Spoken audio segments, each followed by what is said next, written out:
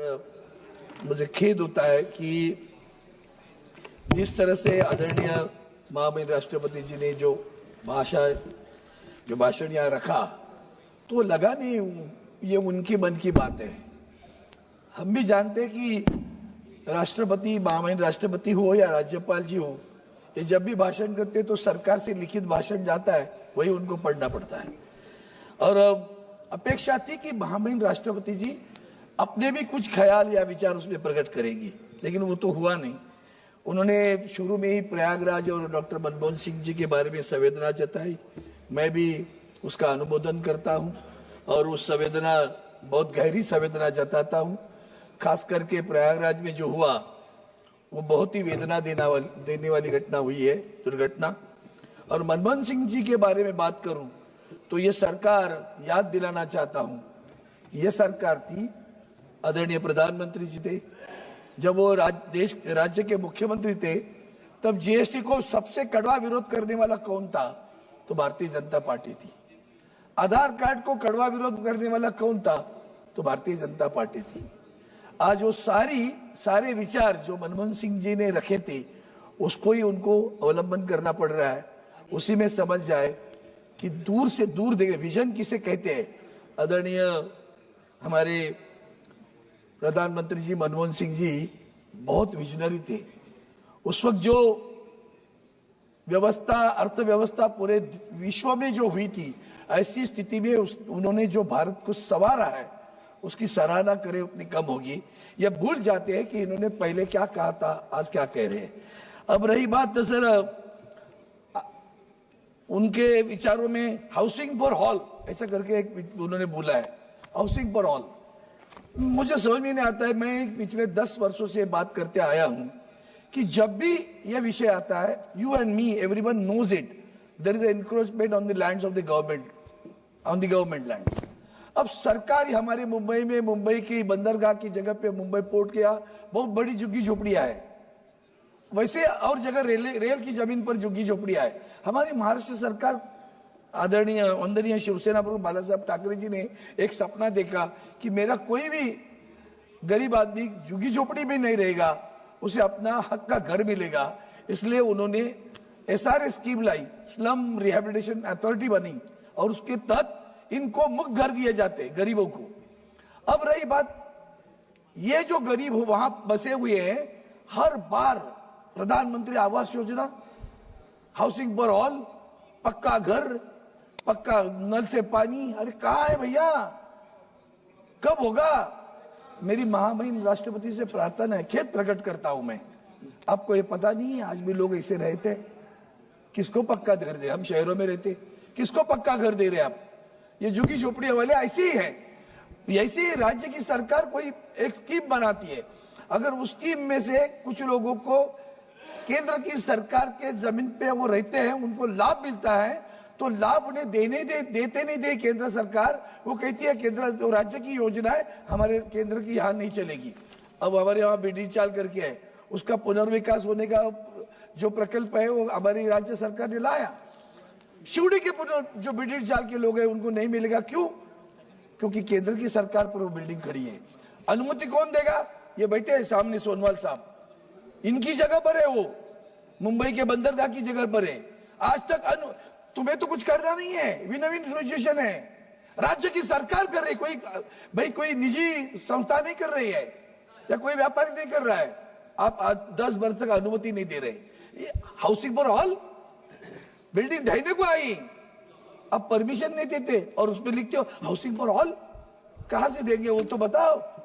हम जो बोल रहे हैं वो सच्चाई बोल रहे हैं, और इसलिए मुझे खेद प्रकट करना पड़ता है कि महामहिम राष्ट्रपति जी को इसकी भी जानकारी आज भी नहीं है, और आप जानकारी देना भी नहीं चाहते हो। वो बेचारी आपने दिया हुआ पढ़ती है। इसलिए आगे चलकर और बताता हूं, किसान सम्मान, आपके हर निर्णय, मैंने हाल ही में कहा था, भारतीय जनता पार्टी का हर निर्णय, ये भाई आप क्यों बोल रहे बीच में? किसान सम्मान योजना, मैंने जहां sir I am addressing you only, तो किसान सम्मान योजना अब 6,000 रुपए दे रहे हैं। और I will check the record.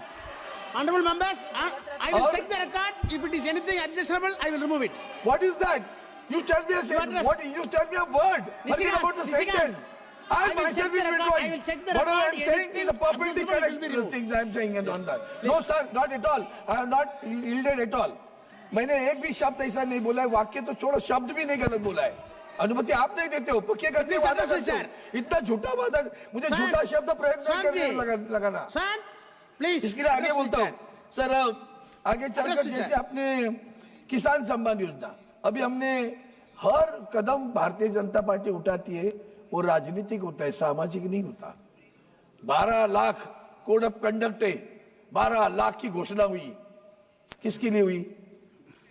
12 lakh की घोषणा हुई ना, तो किसानों को 6000 या 12 लाख तक इनकम टैक्स फ्री करने वाले हम लोग। किसानों को बढ़ा भैया, वो ज्यादा अच्छा होता। स्वच्छ भारत, और हमने अपने अभी फोकस ऑन एजुकेशन, काय का फोकस है? आप क्या करते हो? आज भी सर इस देश में आप भी जानते हैं, हम भी जानते हैं, यहाँ बैठे हमारी बहन भी जानती है, ऐसे गांव हैं कि जहां एक टीचर है, एक शिक्षक है, कोई टीचर भी नहीं है। Quality and equality both should be maintain. Equality by, आज भी सर एजुकेशन सिस्टम में there is a disparity and discrimination, both are existing. Disparity by virtue of the education institute where it is situated. कहाँ school है? गांव में है।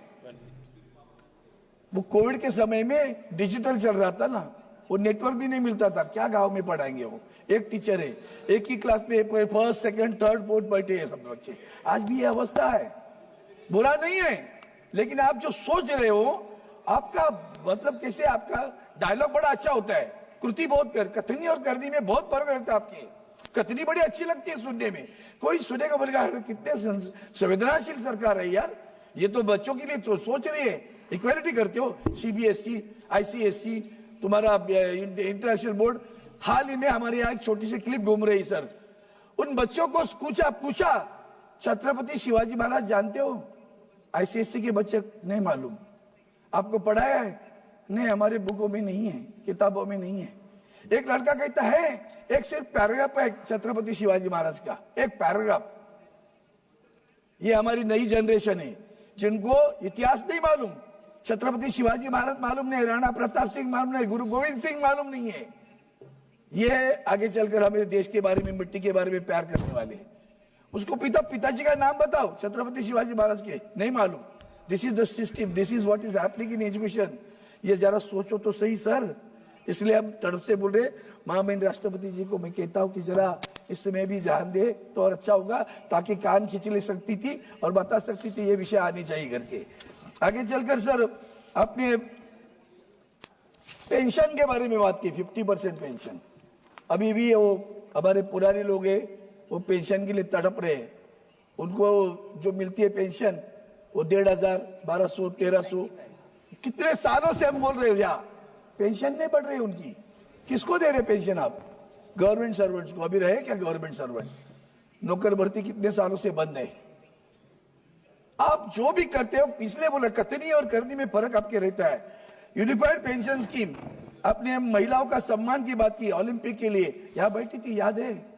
Olympic prize वाली हमारी बहन बैठी थी वहां बाहर, आपकी तरफ से एक आदमी देखने नहीं गया उनको, महिला भी नहीं गई आपकी उनको देखने के लिए, भागी वहां से। ये इसलिए बोल रहा हूं कथनी और करनी में फर्क है। आगे सर आगे चलकर अपने आत्मनिर्भर भारत, वाह, उस आत्मनिर्भर भारत ने बीएसएनएल का सत्यानाश किया। पता है आपको कैसे सत्या? 5G सर्विसेज कौन देने वाला है? बीएसएनएल दे रही है, एमटीएनएल दे रही है। मुंबई और महाराष्ट्र, मुंबई जहां अभी शुरू किया है 4G, वो गांव में धंधा हमारा मुंबई में, दिल्ली में, कलकत्ता में, मद्रास में, वहां नहीं करेंगे, चेन्नई में नहीं करेंगे, करेंगे क्या? गांव में। क्यों? दोस्तों का नुकसान होगा, दोस्तों को तकलीफ होगी। अपने बच्चे को तो देखो, बेसल आपका बच्चा है, उसको तो देखो, आज भी नहीं देख रहे हो। सर आगे चलकर मैं इंफ्रास्ट्रक्चर, अब इंफ्रास्ट्रक्चर में बात करूं सर, हमारे मुंबई गोवा रोड, चांद पे हमारा यान गया, उसका जितना खर्चा हुआ ना सर, उससे ज्यादा खर्चा इस मुंबई गोवा रोड के लिए पनवेल से लेकर मानगांव तक हुआ। रास्ता आज नहीं बना। इंफ्रास्ट्रक्चर के चक्कर में प्रकृति का कितना ह्रास करते हो। मेट्रो रेल के लिए गोरेगांव का हमारा फॉरेस्ट बर्बाद कर दिया। क्लाइमेट चेंज की बात करते हो ना, संवेदना वहां जताते हो ना, हजारों पेड़ काटते हो, हजारों पेड़ काटते हो, तभी नहीं याद आता कि क्या कर रहे हैं। विकास की परिभाषा क्या होनी चाहिए? What do you mean, how you define Vikas?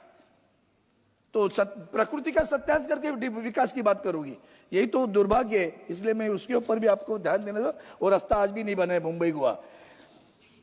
Airport एक्सपांडेशन चल रहा है, हमारे चिपी का एयरपोर्ट बंद है, ऑपरेशंस तो बंद है।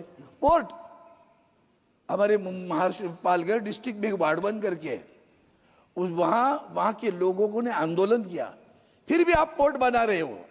Deep in the sea they are going to create a port which is, लेकिन मुंबई बंदरगाह, इस देश के इतिहास में मुंबई बंदरगाह का नाम आता है, आप तो उसी के हैं। कभी तो सोचा क्या कि मुंबई बंदरगाह का विकास करे? आदरणीय गडकरी साहब थे, उन्होंने प्लान बनाया था, प्लान बना के सबको बताया था। फाइल पढ़ी है भैया, कभी तो उस फाइल की तरफ देखो। क्यों मुंबई पर अपना रोष निकाल रहे हो? क्या मुंबई ने आपका गुनाह किया? मुद्रा के लिए, मुद्रा बंदर के लिए मुंबई का विकास रोका है क्या? मुंबई बंदरगाह का विकास क्यों नहीं करते हो? माननीय महामहिम राष्ट्रपति जी को मुंबई बंदरगाह मालूम नहीं है, वार्ड 1 याद आया, मुंबई बंदरगाह का विकास नहीं याद आया। यही तो दुख है, खेद प्रकट करता हूं। क्यों नहीं तुम्हें लगता सबका साथ सबका विकास? सबका विकास में मुंबई नहीं आती, सबके विकास में महाराष्ट्र नहीं आता। महाराष्ट्र सारी कंपनियां लेके गुजरात में जाते हो, विकास की बात याद नहीं आती? छीन के क्यों लेके जाते हो आप? और 10 कारखाने गुजरात में खड़े करो, हमें कोई बुरा नहीं लगेगा, हमारे एक राज्य आगे चलेगा। तो महाराष्ट्र से छीन कर लेके जाते हो। मुंबई पूरे वर्ष विश्व में जानती है कमर्शियल सेंटर है, IFSC international financial service centre, उसका ऑफिस वहां बनने वाला था मुंबई में। गुजरात गिफ्ट सिटी को गिफ्ट दे दिया आपने, सारे कारखाने वहां लेके गए आप। ये विकास समान विकास है, सबका साथ है, सबका विकास है? क्यों कर रहे हैं आप? और ये आपको पता नहीं, ऐसे मत समझो। मुंबई बंदरगाह का विकास, अफोर्डेबल हेल्थ केयर, चलिए मुंबई के हमारे डॉक्टर साहब आज में बैठे, हमारी मुंबई में महानगर पालिका का बड़े हॉस्पिटल है, वो GS मेडिकल कॉलेज में एडमिशन के लिए बच्चे तड़पते हैं। आज ऐसी हालत है, दवा नहीं दे सकते, मुफ्त दवा बंद है, दवा नहीं मिल रही है। JJ हॉस्पिटल में दवा नहीं मिल रही है, हमारा MRI बंद है, CT स्कैन बंद है शहर में। Mumbai, please conclude sir ji, please within 2 minutes I'll conclude. Please conclude. वो एक कैंसर के बारे, you already exited. I do understand sir, I'll take care of it. Please conclude within a minute. क्या है, I'll conclude it. होता बहुत सारे विषय रहते मन में। प्लीज मुंबई शहर में, या मुंबई शहर में हालत है सर। अब मेरी बात ऐसी है कि मुंबई में शहर में महात्मा गांधी हॉस्पिटल है, किसी ट्रस्ट का है। कुछ जमाने में हमारे इंडस्ट्रियल एरिया था, तो कारखानों को कामगारों के लिए बनाया हुआ था, अब वही वर्करों के लिए बनाया हुआ अस्पताल भी चलता नहीं।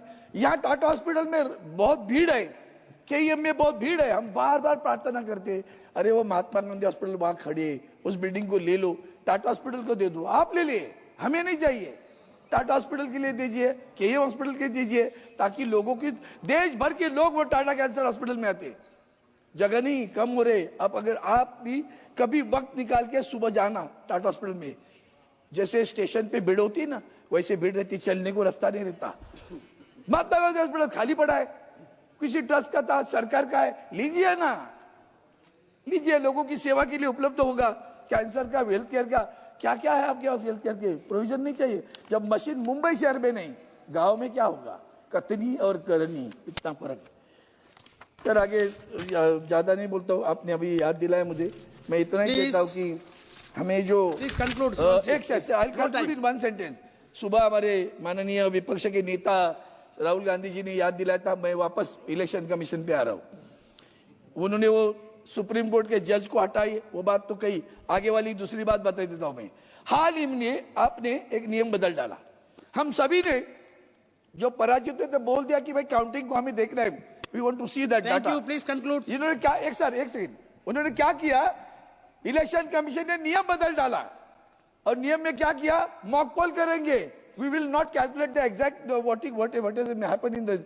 हमने पूछा भैया इतनी भीड़ शाम को 5 बजे के बाद हुई ना, थैंक यू, CCTV दे दो, CCTV नहीं दे रहे, उसका भी ये तुम्हारा संविधान के प्रति आदर है।